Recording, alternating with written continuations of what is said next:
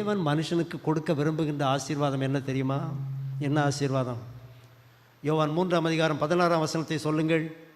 நான் தொடங்கினா நீங்கள் சொல்லுவீங்க.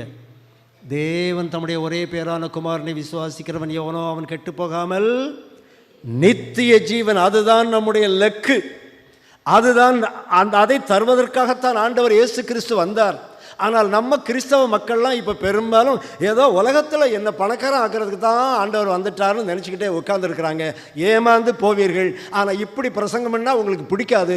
ஆண்டவர் உங்களை ஆசீர்வதிப்பார், வீடுக்கு மேலே வீடு, கோடிக்கு மேலே கோடின்னு சொல்லிட்டேன்னு வைங்க, நல்ல பிரசங்கியார்னு என்ன சொல்லுவீங்க. ஆனால் உண்மையிலே நான் தான் நல்ல பிரசங்கியார்.